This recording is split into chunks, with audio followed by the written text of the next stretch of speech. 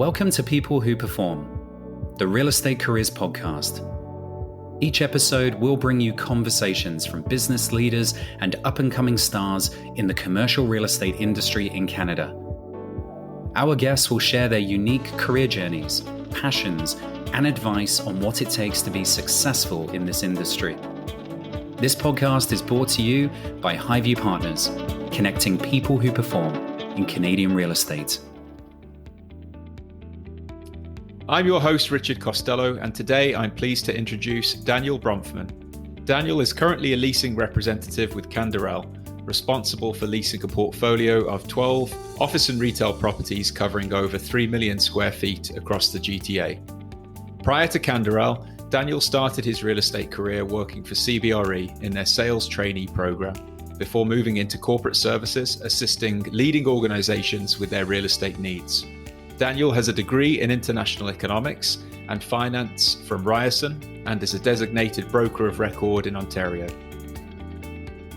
Known for his excellence in customer service and ability to get deals done even during a global pandemic, Daniel is an up-and-coming star in the real estate industry.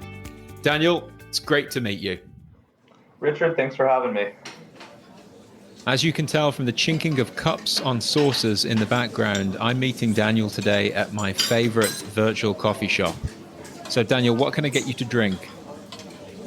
No, I'm not the biggest coffee connoisseur, but as long as it's strong, like a Starbucks blonde roast, I'm happy. Give me a couple Splendas and a little bit of milk in there, and there we go. A blonde roast with a couple of Splendas, coming right up. Okay, so I mentioned in the intro, Daniel, you started your real estate career at CBRE, and it's a fairly common first step for many aspiring real estate professionals to begin their careers in real estate brokerage at one of the big firms. But what was your particular experience? So my experience working in brokerage might not have been the typical experience working in brokerage. Coming out of their sales trainee program at CBRE, I interviewed with a few different teams, and one of them was the corporate services team, and they work with some of the biggest corporate clients in North America and in Canada. And really what they do is transact for those large corporations and do their transactions across Canada or across North America. That team pumps out over 300 transactions a year.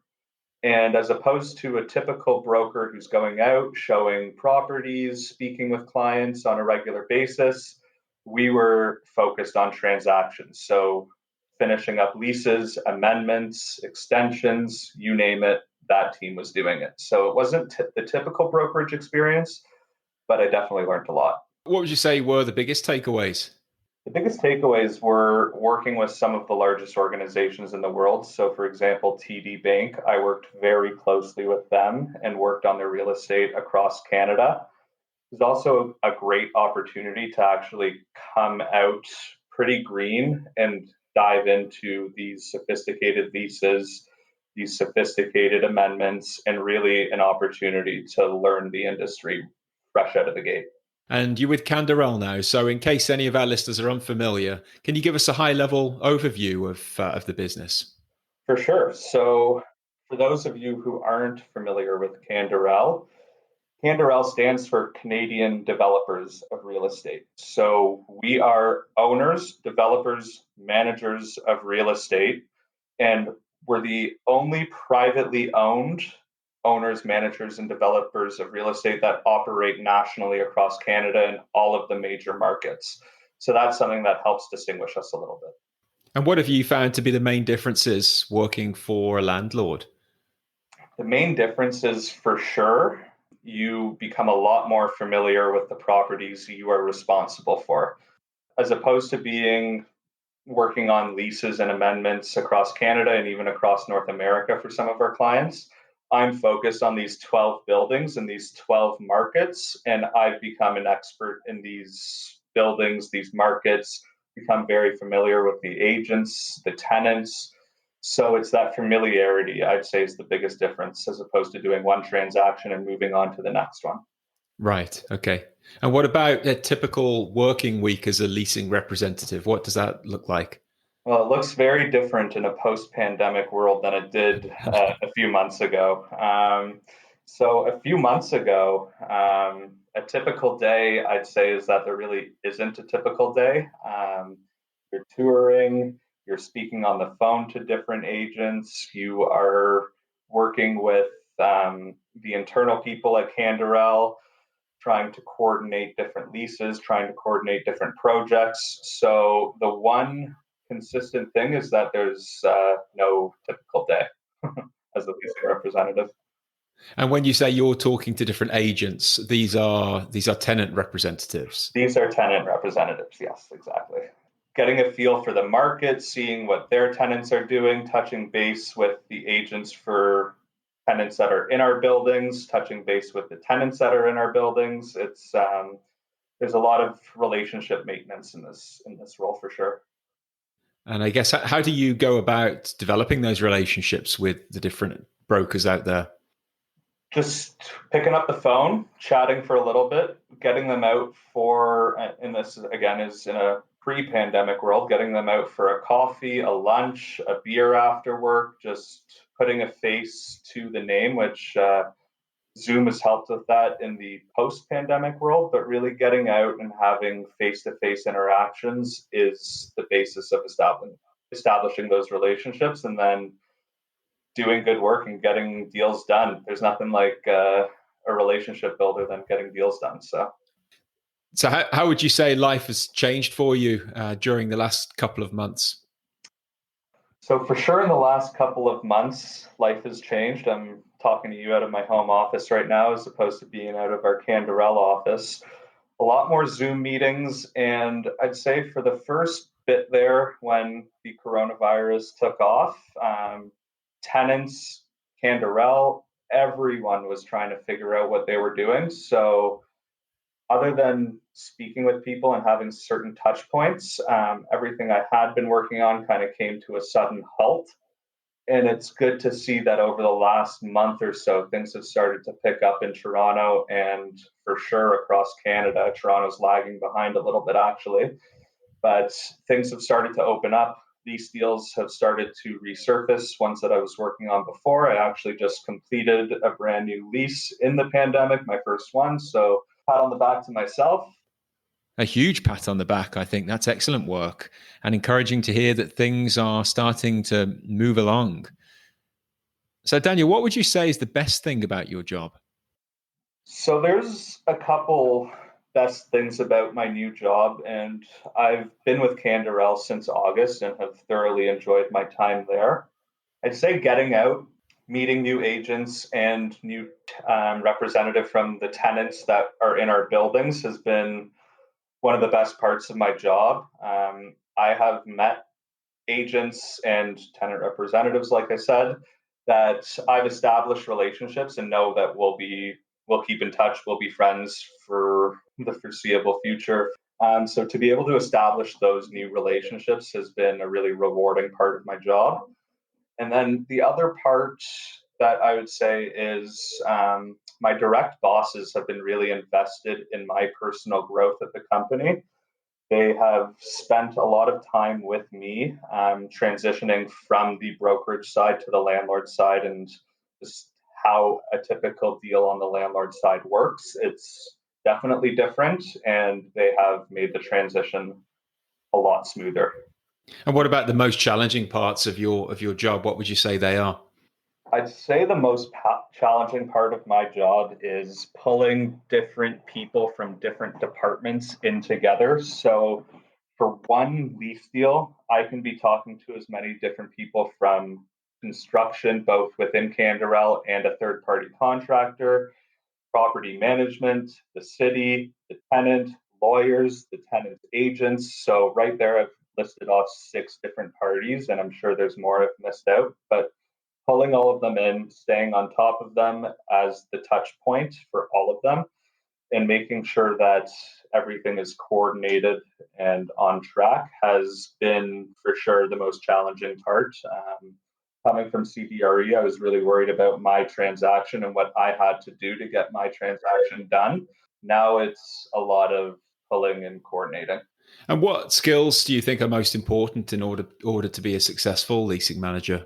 So some skills I've had to work on and I think are really important are organization. My inbox on my Outlook is extremely organized by building, by prospective tenants, and then each tenant in there. And it just makes keeping track of my daily life a lot easier. So I'd say organization is a big thing with 12 buildings. You're speaking to tenants about renewals, about new leases, you're speaking to prospects.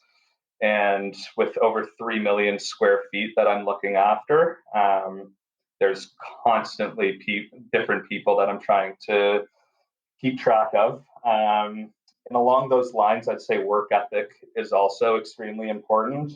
Nothing can slip through the cracks. If it does, it falls on you. And if you're the reason deals aren't getting done, you're not going to be a leasing representative much longer. So I definitely say work ethic is important. And then being personable, being able to relate to someone and seeing where they're coming from, and also making sure that they see the position you're coming from and not just coming down with an iron fist, but really working with people and negotiating with them and making it a true negotiation and not just, I'd say those are 3 very important skills. Yeah. No, that's great. What's your proudest professional accomplishment so far then, Daniel? So far, I'd have to say my proudest professional accomplishment is actually getting hired by Canderel, and then a couple months thereafter being promoted to the broker of record for Canderel in Ontario. I was interviewing with Canderel for about 6 or 7 months, and I wasn't really speaking to many other groups. I saw this opportunity and was very interested in it. So I was pushing hard, and my boss, Mike Vilner, could probably tell you I was following up pretty frequently with them. And once it finally came through, that was a great feeling. And then to be promoted to the broker of record after being there for a couple of months was also very rewarding for sure. And what does the broker of record mean? So the broker of record is a signing authority with the brokerage, and I'm responsible for maintaining the brokerage's status, which also involves all employee terminations, hirings, their renewal of their application. So there's a few different aspects that are involved with the broker of record, and it's been a new experience for me, but speaking to a lot of different people from across our organization that I probably wouldn't have been speaking to otherwise. So grateful for the opportunity. Yeah, good for you. For anyone starting out in the industry, finding the right mentor can be invaluable. Who's been your go-to person for professional advice, and how have they helped you? So like I mentioned earlier, the most challenging part of my job so far has been pulling in and working with a bunch of different business units. 2 people who have been instrumental helping me out with that have been Michael Vilner and Richard Diamond. They are both, Michael Vilner's the national lead for leasing across Canada with Canderel. Richard Diamond's a senior vice president. He started up Canderel in Toronto back in the 80s. Canderel's head office is out of Montreal, so he was the first one to come over from Canderel from Montreal. Still very involved with the company, and they're always open for any type of a question I have, whether it's dealing with the city and asking for zoning information and advice, whether it is just tying a deal together. They're always there. They're really responsive. They've been a great help in helping me progress in my career for sure. 2 solid people to have in your corner. 2 solid people for sure. Looking forward, what career goals have you set for yourself?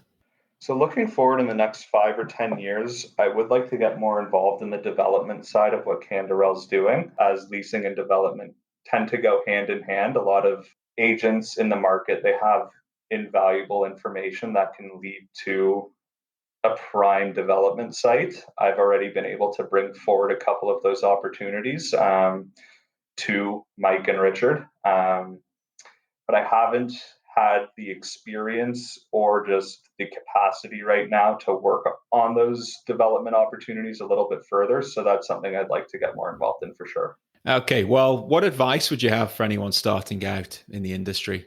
So, for anyone starting out in the industry, whether you're thinking of getting started out in the industry, whether you're just getting started out in the industry, one thing I had heard a lot when I was in the interview stage is that they want experience. And I remember feeling, how do I get experience before having my first job?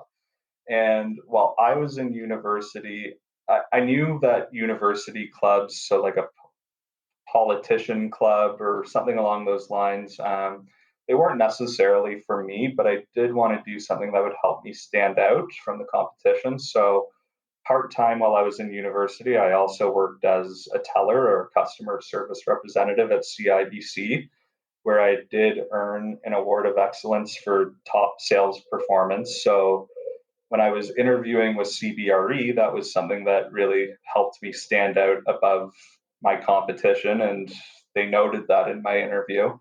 And even when I was interviewing for that teller position, when I was in high school and early university, I was very interested in finance, which is why I was in economics and finance. And earned my Canadian securities course and conduct and practices handbook, which, if you get those two, you are qualified to be an IA, an investment advisor.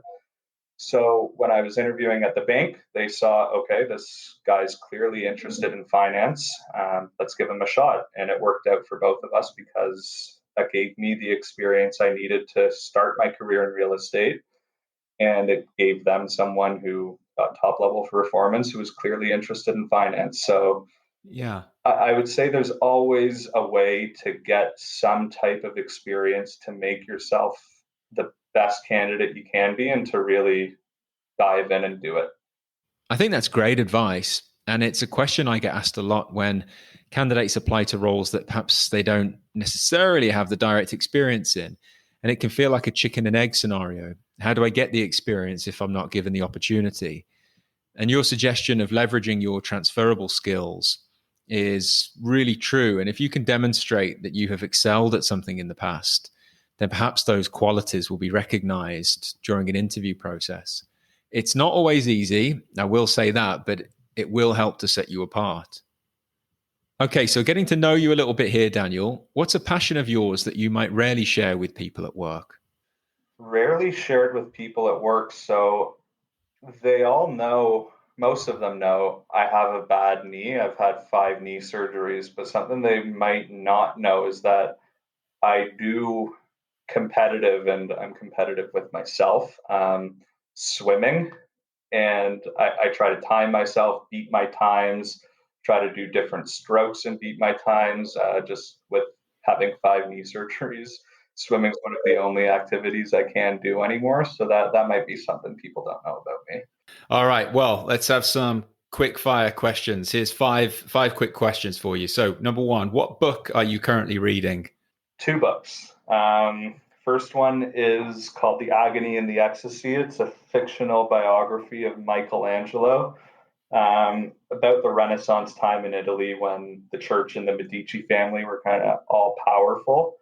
That's a really, really interesting book. I'm just not even 100 pages into it yet, though. And the second book I'm reading is, I'm chuckling because it's The Game of Thrones, the 5th book in the series. Okay.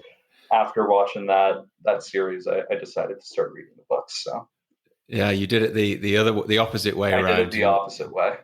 Fair enough. Okay. All right. Number two, what recent purchase up to $100 has improved your life? On Amazon, I ordered a 13-in-1 push-up board. So it does push-ups. You can get different areas for your chest, for your back, for your triceps. And I actually noticed it's helped a lot, and I love it. I highly recommend. Cool. That's a good tip. All right. Number three, what's your favorite Toronto restaurant? Hard to narrow it down to one. I'm going to give you three. Buka, Bar Isabel, and then if you actually had a gun to my head and made me choose one, I'd probably say Yamato, which is a teppanyaki style restaurant in Yorkville. I have been going there with my family for birthdays for pretty much my whole life. They've got the best fried rice I've ever had. highly recommend that too. Yeah, nice. Favorite TV show? So I don't know if I have one favorite TV show, but what I'm watching right now, which I would say is one of my favorite TV shows I've ever seen, is called Fauda. It's a series on Netflix about an IDF military unit, and that's the Israeli Defense Forces, a top secret unit within the IDF that goes on crazy missions into Gaza, into Lebanon. It's wild. I'm on the edge of my seat during the entire episode for those. Yeah, I've heard of that one too. I haven't got around to watching it yet, but it's on the list. It's really good. Okay, and finally, last one. If you had a spirit animal, what would it be and why? A spirit animal. I would have to say a bear. And there's a couple reasons for a bear. Bears are fiercely loyal to their cubs and to those they care about. I think I am also. For a bear, they rise strongest and tallest when they're backed into a corner and in a moment of trial and tribulation. I think that's also when I stand tallest, is when things are a little bit difficult. I come to the table and stand tallest. Cool. I like that. Good answer. Okay, awesome. Well, thanks very much, Daniel. Nice to chat to you, and thanks for your story and your advice. Thanks for having me on, Richard. Thank you for listening to People Who Perform, the Real Estate Careers podcast brought to you by Highview Partners, a talent search and recruitment firm focused exclusively on Canadian real estate. If your real estate team is looking to find the best next hire, or if you're ready to make the best next move in your career, then reach out to Highview Partners today. Follow us on LinkedIn and visit us at highviewpartners.ca.